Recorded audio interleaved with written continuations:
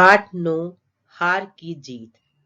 हमारे आज के पाठ में बाबा भारती नामक एक व्यक्ति का वर्णन किया गया है जिन्हें अपने घोड़े से बहुत अधिक लगाव था।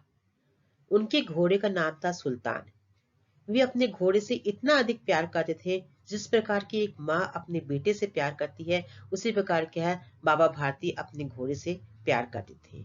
तो हमारे इस पाठ में आज जो हमारा पाठ का शीर्षक है हार की जीत। हार की जीत इस शीर्षक में हमारा यही वर्णन किया गया है कि बाबा भारती से एक बार उनका घोड़ा, उनका एक डाकू खड़क सिंह उनका चोरी करने आता है, उनका चोरी करके ले जाता है। तो बाद में क्या है डाकू का हृदय परिवर्तन होता है, बाबा भारती का घोड़ा क्या है उन्हें वापस कर देता है। अर्थात के मतलब उनका हृदय परिवर्तन के कारण को बताया गया कि डाकू खड़क सिंह का जब बाबा भारती के विचारों को सुनकर उनका मन बदल जाता है, वे हार कर भी उनकी जीत हो जाती है। ये हमारे इस पाठ में आज बताया गया है। आगे हम पाठ का आगे वर्णन कर। सुदर्शन द्वारा लिखी गई इस कहानी में मानवीय संवेदनाओं के उन सशक्त पहलुओं को दर्शाया गया है जो भाव शून्य और दिशा से भ्रमित लोगों को सही राह पर ले जाते हैं। इस कहानी के अंत में भी खड़क सिंह का हृदय परिवर्तन होने से वे बाबा भारती को घोड़े को वापस कर देता है और डाकू होने के बावजूद उस आदर्शों को प्रस्तुत करता है। हाँ, सुदर्शन यहाँ पर किया गया है, इस हमारे इस पाठ के लेखक का नाम है सुदर्शन। तो सुदर्शन जी ने क्या हमारे इस पाठ में क्या है मानवीय संवेदनाओं। सबसे पहले हमको मालूम होना चाहिए कि मानवीय संवेदनाओं का अर्थ क्या है। मानवीय संवेदनाओं मतलब होता है मन में होने वाले अनुभव या विचार, जो हमारे मनुष्य के मन में जो क्या विचार उत्पन्न होते हैं। तो मतलब उसमें इस पाठ में सुदर्शन जी ने व्यक्ति के मानवीय भावनाओं को बताया, व्यक्त किया गया है जो भाव शून्य और दिशा से भ्रमित। भाव शून्य मतलब यदि मन में कोई विचार न होना, विचारों का ना होना, भाव शून्य होना। और दिशा से भ्रमित होना मतलब अपनी जो व्यक्ति जिस दिशा में जा रहा है ये दिशा से भ्रमित हो गया, गलत राह में चला गया, तो गलत राह से सही राह पर ले जाने का सुदर्शन जी ने इस कहानी के द्वारा इस मतलब अपनी कहानी के द्वारा संदेश दिया है कि भ्रमित व्यक्ति को जो अपने रास्ते से भटक गया है उसे कैसे राह पर लाए, उसे प्यार के रास्ते से ही ला सकता है। तो इस कहानी के अंत में खड़क सिंह का हृदय परिवर्तन होने से बाबा भारती के घोड़े को वापस कर देता है और डाकू होने के बावजूद भी वे अपने आदर्श को प्रदर्शित करता है। तो अभी हम पाठ की शुरुआत करेंगे। माँ को अपने बेटे और किसान को अपने लहराते खेत देखकर जो आनंद आता है वही आनंद बाबा भारती को अपना घोड़ा देखकर आता था। भगवत जन से जो समय बचता वे घोड़े को अर्पण हो जाता। वे घोड़ा बड़ा सुंदर था, बड़ा बलवान। उसके जोड़ का घोड़ा सारे इलाके में ना था। बाबा भारती उसे सुल्तान कहकर पुकारते, अपने हाथ से दाना खिलाते और देख देख कर प्रसन्न होते। बाबा भारती गांव से बाहर एक छोटे से मंदिर में रहते और भगवान का भजन करते थे। मैं सुल्तान के बिना नहीं रह सकूंगा, उन्हें ऐसी भ्रांति सी हो गई थी। वे उसकी चाल पर लट्टू थे। कहते, ऐसा चलता है जैसे मोर घन घटा को देखकर नाच रहा है। जब तक संध्या समय सुल्तान पर चढ़कर 8-10 मील का चक्कर न लगा लेते उन्हें चैन न आता। खड़क सिंह उस इलाके का प्रसिद्ध डाकू था। लोग उसका नाम सुनकर कांपते थे। होते होते सुल्तान की कीर्ति उसके कानों तक भी पहुंची। उसका हृदय उसे देखने के लिए अधीर हो गया। वे एक दिन दोपहर के समय बाबा भारती के पास पहुंचा और नमस्कार करके बैठ गया। तो हमारे इस पाठ के पहले स्टार्टिंग पैराग्राफ में क्या बताया गया है कि मतलब बाबा भारती के विचारों को बताया है कि जिस प्रकार का है एक माँ अपने बेटे को प्यार करती है। किसान की जब अपनी फसल लहराने लगती है तो किसान अपनी लहराती खेतों को देखकर जो मतलब खुश आनंद करता है, वही आनंद बाबा भारती जब अपने घोड़े को देखते थे तो उनको घोड़े को देखकर आनंद आता था। मतलब बाबा भारती के घोड़े की तुलना किससे की गई है? माँ के बेटे, माँ और बेटे के रिश्ते और किसान और खेत के रिश्ते के साथ की गई है। मतलब बाबा भारती को इतना प्यार था अपने घोड़े से कि भगवत जन मतलब भगवान की पूजा के बाद उनके पास जो समय बचा था वे अपने घोड़े के साथ ही रहते थे। उनका घोड़ा बहुत सुंदर था, बहुत बलवान था। बलवान मतलब ताकतवर था। उसके जोड़ का घोड़ा सारे इलाके में था। पूरे इलाके जैसा घोड़ा बाबा भारती के पास था वैसी नस्ल का घोड़ा किसी के पास नहीं था। मतलब दिखने में भी सुंदर और शक्तिशाली बलवान भी था। बाबा भारती अपने घोड़े को सुल्तान कहकर बुलाते, उसके अपने हाथ से दाना खिलाते, उसको उसकी हर हरकत देखकर बहुत खुश होते। बाबा भारती गांव से बाहर एक छोटे से मंदिर में रहती थी। मतलब उनके रहने की जगह क्या बताई, मंदिर के बाहर उनका मतलब रहने का स्थान, घर था उनका। ये भगवान पूरे दिन भगवान के मंदिर के बाहर ही बैठे भगवान का भजन करते। और सुल्तान उनके मन में एक ये था कि मैं सुल्तान की बिना नहीं रह सकता, मैं अपने घोड़े के मन बिना नहीं रह सकता। तो ऐसे उनके मन में एक भ्रांति हो गई। भ्रांति मतलब उनका इस शक संदेह होना था कि मेरे घोड़े को कुछ हो गया तो मैं उसके बिना नहीं रह सकूंगा। वे उसकी चाल पर लट्टू थे। लट्टू थे मतलब खुश, जैसे वो चलता था, घोड़ा दौड़ता था, उसकी चाल को देखकर वो खुश होते थे वो। तो उनको ऐसे चाल को देखकर उनको लगता था जैसे मोर घन घटा बिना नहीं रह सकेगा। मोर घन घटा मतलब, घन मतलब बादल, घटा मतलब जिस प्रकार क्या है काले बादलों को घिरे देखकर मोर नाचने लगता है, उसी प्रकार क्या है बाबा भारती अपने घोड़े को देखकर क्या है खुश होकर उन पर लट्टू हो जाती थी। जब तक संध्या के समय क्या है सुल्तान पर बैठकर वे 8-10 मील का चक्कर नहीं लगा लेते थे, उन्हें चैन ही नहीं आता था। मतलब अपने घोड़े को पूरा टाइम देते थे। शाम के समय हॉर्स राइडिंग भी जाते थे। तो मतलब घोड़े पर उनको अपनी उनकी जान रखती थी वो। तो इस प्रकार क्या है उनके घोड़े की प्रशंसा मतलब इतनी सबका कि सुंदर है, बलवान है, हर काम का घोड़ा बाकी सब घोड़ों से अलग ही है। तो ये सब घोड़े की क्या है वे प्रशंसा क्या है, वो उस इलाके के एक डाकू था, डाकू का नाम क्या है खड़क सिंह, उसके कानों तक पहुंची। अब डाकू के खड़क सिंह के नाम से पूरा इलाका बहुत डरता था। जहाँ खड़क सिंह का नाम आ गया सब इलाके के लोग, गांव के लोग क्या डर जाते हैं कि डाकू खड़क सिंह आ गया। तो जब खड़क सिंह को मालूम पड़ा कि हाँ भी ये सुल्तान बाबा भारती के पास एक घोड़ा है जो बहुत ही अच्छा है, तो डाकू का क्या मन परिवर्तित हो गया कि मैं तो उसको घोड़े को लूंगा। डाकू के पास तो घोड़े होते ही है ना, हमने ये पुरानी कहानी में सुना ही होगा ना। तो वो मतलब अभी यहाँ बताया कि खड़क सिंह के मन में भी क्या उस घोड़े को देखने की इच्छा प्रकट हो गई। तो एक दिन दोपहर के समय वो बाबा भाटी के पास आया, उनको नमस्कार किया, उनके पास आकर बैठ। बाबा भारती ने पूछा, खड़क सिंह क्या हाल है? खड़क सिंह ने सिर झुकाकर उत्तर दिया, आपकी दया है। कहो इधर कैसे आ गए? सुल्तान की चाह खींच लाई। विचित्र जानवर है, देखोगे तो प्रसन्न हो जाओगे। मैंने भी बड़ी प्रशंसा सुनी है। उसकी चाल तुम्हारा मन लो लेगी। कहते हैं देखने में भी बड़ा सुंदर है। क्या कहना, जो उसे एक बार देख लेता है उसके हृदय पर उसकी छवि अंकित हो जाती है। बहुत दिनों से अभिलाषा थी, आज उपस्थित हो गया। अभी अब खड़क सिंह जब बाबा भारती के पास आता है तो बाबा भारती उसका हाल पूछते हैं कि कैसे आया। तो क्या बोलता है कि सुल्तान की चाह, चाह मतलब सुल्तान को देखने की इच्छा मुझे यहाँ तक खींच के ले आई। ठीक, इतना विचित्र जानवर है। तो बाबा भारती भी अपनी क्या खड़क सिंह सामने अपनी घोड़ी की खूब प्रशंसा करते हैं कि जो उसकी चाल देखेगा वो सबकी चाल देखकर मन मोह लेता है, जो उसे एक बार देख लेता है उसके हृदय पर उसकी छवि अंकित हो जाती है। छवि मतलब उसकी सुंदरता उसके मन में बैठ जाती है कि एक बार जो घोड़े को देखे लगेगा बार बार उसके पास जाके से देखूं मैं। तो ये खड़क सिंह क्या बोलता है कि मेरी बहुत दिनों से इच्छा थी, आज इसलिए मैं आज यहाँ उपस्थित हो गया हूँ। बाबा भारती और खड़क सिंह अस्तबल में पहुंचे। अस्तबल मतलब घोड़े को बांधने का जगह जो होती है उसको क्या बोलते हैं, अस्तबल बोलते हैं। बाबा ने घोड़ा दिखाया घमंड से। खड़क सिंह ने घोड़ा देखा आश्चर्य से। उसने सहस्त्रों घोड़े देखे थे, परंतु ऐसा बांका घोड़ा उसकी आंखों में कभी न गुजरा था।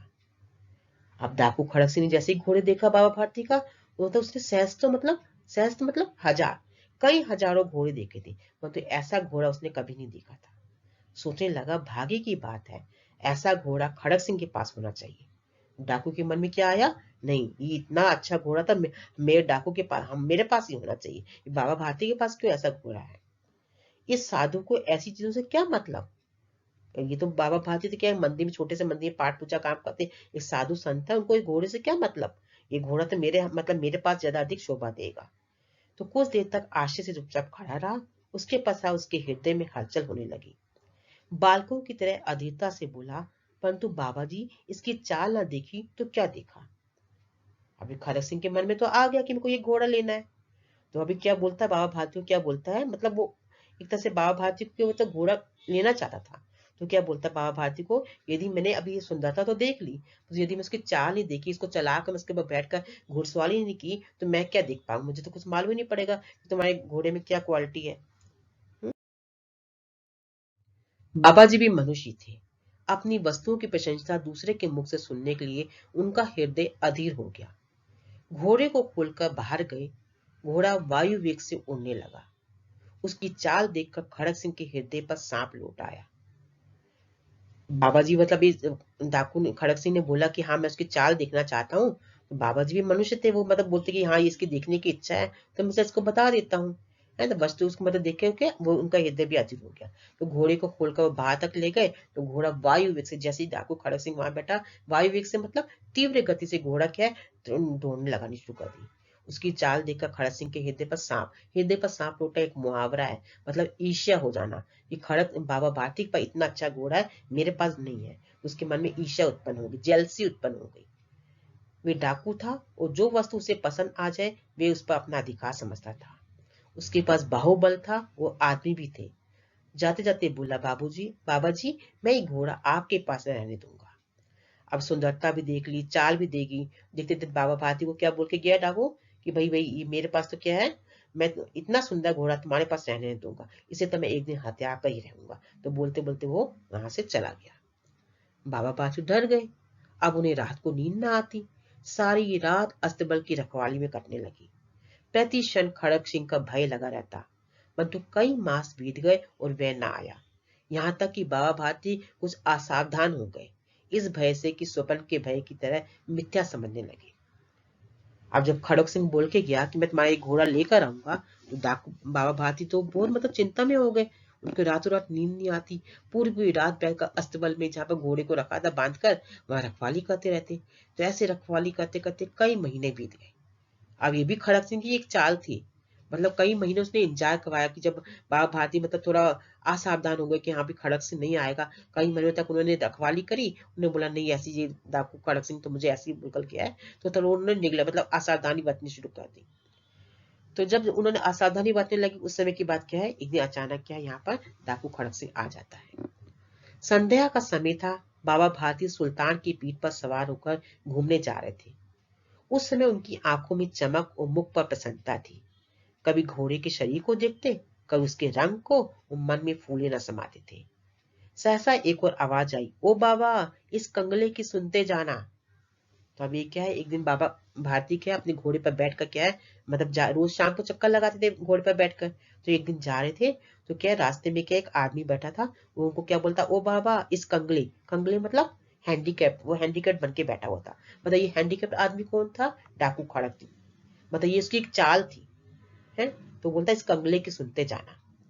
आवाज में मतलब वो ऐसा बोल रहा था कि मेरे इस हैंडीकैप के, मैं विकलांग हूँ, मेरी बात सुनो।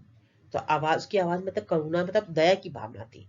अब बाबा भादी तो बहुत मतलब लोगों की मनोभावनाओं को अच्छी तरह समझते थे। उन्होंने बोला कि एक रोड में क्या ऐसा कोई हैंडीकैप आदमी बैठा हुआ है, तो उसकी आवाज में वो मुझसे मेरे से मदद मांग रहा है। तो बाबा भारती ने क्या किया, घोड़े को रोक दिया। आवाज में करुणा थी, बाबा ने घोड़े को रोक दिया। उतर कर देखा, एक अपाहिज वृक्ष की छाया में पड़ा कहा रहा है। बोले, क्यों, तुम्हें क्या कष्ट है? अपाहिज ने हाथ जोड़कर कहा, बाबा मैं दुखिया हूँ, मुझ पर दया करो। राम वाला यहाँ से 3 मील है, मुझे वहां जाना है। घोड़े पर चढ़ा लो, परमात्मा भला करेगा। वहां तुम्हारा कौन है? तो देखो अभी वो हैंडीकैप आदमी क्या बोल रहा है कि वहां यहाँ से हमको 3 मील जाना है। राम वाला एक जगह का नाम बताया उसने कि मुझे, मैं क्या है हैंडी मतलब जा नहीं सकता इतनी दूर तक, मैं अपाहिज हूँ, तो मुझे अपने घोड़े पर बिठा लो और मुझे वहां तक 3 मील दूर राम वाला तक मुझे छोड़ दो, परमात्मा तुम्हारा भला करेगा। तो बाबा भारती ने पूछा उससे कि वहां तुम्हारा कौन? दुर्गादत्त वैद्य का नाम आपने सुना होगा, मैं उनका सौतेला भाई हूँ। तो क्या बताया उसने, रामा वाला में क्या है, दुर्गादत्त वैद्य का नाम बताया कि वहां पर तुम उसका नाम सुना, मैं उसका सौतेला भाई हूँ। बाबा भारती ने घोड़े से उतरकर अपाहिज को घोड़े पर सवार किया और स्वयं उसकी लगाम पकड़कर धीरे धीरे चलने लगे। मतलब अपाहिज आदमी को घोड़े पर बिठा लिया और घोड़े की लगाम पकड़ खुद वो धीरे धीरे पैदल चलने लगे। सहसा उन्हें एक झटका सा लगा और लगाम हाथ से छूट गई। इतने में क्या किया, एक झटका मतलब अपाहिज आदमी ने लगाम खींची, तो बाबा भारती के हाथ से क्या घोड़े की लगाम छूट गई और उनका ठिकाना नहीं रहा। तो उन्होंने देखा कि अपाहिज घोड़े की पीठ पर तनकर बैठा है और घोड़े को दौड़ाई लिए जा रहा है। जो अपाहिज आदमी वास्तव में अपाहिज नहीं था, वो डाकू खड़क सिंह था। तो वो मतलब जैसी लगाम उसने छोड़ी, उसने घोड़े को लेकर दौड़ लगा दी। उसके मुख से भय, विस्मय और निराशा से मिली हुई चीख निकल गई। वे अपाहिज डाकू खड़क सिंह था। बाबा भारती कुछ देर तक चुप रहे, उसके पश्चात को निश्चय करके पूरे बल से चिल्लाकर बोले, जरा ठहर जाओ। खड़क सिंह ने उनकी आवाज सुनकर घोड़ा रोक दिया उसकी गर्दन पर प्यार से हाथ फेरते हुए कहा, बाबा जी ये घोड़ा अब ना दूंगा, परंतु एक बात सुनते जाओ। खड़क सिंह ठहर गया। बाबा भारती ने कहा, ये घोड़ा तुम्हारा हो, तुमसे इसे वापस करने के लिए ना कहूंगा, परंतु खड़क सिंह केवल एक प्रार्थना करता हूँ, उसे अस्वीकार न करना, नहीं तो मेरा दिल टूट जाएगा। अब तो खड़क सिंह की चाल थी, वो घोड़े पर बैठ गया। वो बोलता ये घोड़ा वापस नहीं करूंगा। तो बाबा भारती ने क्या बोला, तुम लेके जा रहे हो, कोई बात नहीं लेके जा रहे हो, पर तुम मेरी एक बात सुनते जाना। डाकू खड़क सिंह वहां थोड़ा रुक गया। बाबा भारती की मैंने क्या बोला उसको कि मैं तुमसे ये कहता हूँ, तुमसे एक प्रार्थना करता हूँ, तुमसे एक रिक्वेस्ट करता हूँ, तुम मेरी बात ये जरूर सुनना, नहीं तो मेरा दिल टूट जाएगा। बाबा जी आज्ञा कीजिए, मैं आपका दास हूँ, केवल ये घोड़ा ना दूंगा। खड़क सिंह ने क्या कहा, मैं तुम्हारी सब बात मानूंगा, पर तुमको मैं ये घोड़ा नहीं दूंगा। अब घोड़े का नाम लो। मैं तुमसे इसके विषय में कुछ ना कहूंगा। मेरी प्रार्थना केवल ये है कि इस घटना को किसी के सामने प्रकट ना करना। देखो बाबा भारती का मन देखो, जिस घोड़े को अपने बच्चे के समान मानते थे, जब खड़क सिंह लेके जा रहा तो कहता कोई बात नहीं ले जाओ। मतलब बाबा भारती का मन देखो कि हाँ भी डाकू तो मुझे छोड़ेगा नहीं, इसके मन में तो एक ये भावना आगे लेके जाएगा ही जाएगा। तो क्या बोलते हैं, इस घटना को तुम किसी के सामने प्रकट ना करना। सिर्फ एक चीज का वायदा किया था बाबा भारती ने खड़क सिंह से कि तुम ये मेरी प्रार्थना है, मेरी रिक्वेस्ट है तुम्हारे से कि तुम ये घटना, कौन सी घटना, कि तुम घोड़े को मतलब धोखे से मेरे से लेके जा रहे हो, ये घटना तुम किसी के सामने प्रकट। खड़क सिंह का मुंह आश्चर्य से खुला रह गया। उसका विचार था कि उसे घोड़े को लेकर यहाँ से भागना पड़ेगा, परंतु भावाभात ने स्वयं उससे कहा कि इस घटना को किसी के सामने प्रकट न करना। इससे क्या प्रयोजन सिद्ध हो सकता है? खड़क सिंह ने बहुत सोचा, बहुत सिर मारा, परंतु कुछ समझ न सका। हार कर उसने अपनी आंखें बाबा भारती के मुख पर गड़ा दी और पूछा, बाबा जी इससे आपका क्या डर है? बाबा भारती ने उत्तर दिया, लोगों को यदि इस घटना का पता लग गया तो वे किसी दीन दुखी पर विश्वास न करेंगे। ये कहते उन्होंने सुल्तान की ओर से इस तरह से मुंह मोड़ लिया जैसे उनका उससे कभी कोई संबंध ही न रहा हो।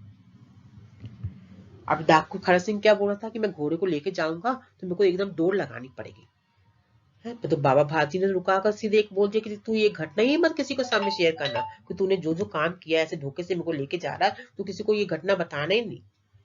तो खड़क सिंह के मन में कई क्वेश्चन आते हैं कि बाबा भारती ने ये क्या मेरे से प्रार्थना मतलब बोल दिया। तो बहुत इसका हल ढूंढता है कि इसके पीछे बाबा भारती की बात बोलने के पीछे मकसद क्या है। तो उसके दिमाग में कोई बात समझ में नहीं आती, बाबा भारती ने क्यों बोला ये घटना को तुम किसी के नहीं बताना।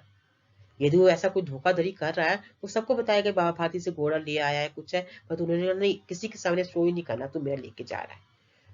तो फिर आखिर जब को कोई खड़क सिंह को कोई बात समझ नहीं आई तो उसने बाबा भारती से पूछ लिया कि लोगों को यदि इस घटना का पता लग गया तो वे किसी दीन दुखी पर विश्वास नहीं करेंगे। बाबा भारती ने क्या कहा, मैं तुमसे इसलिए कह रहा हूँ कि लोगों को ये पता लगा कि दीन दुखी मतलब किसी पर भी वो विश्वास ही नहीं करेंगे।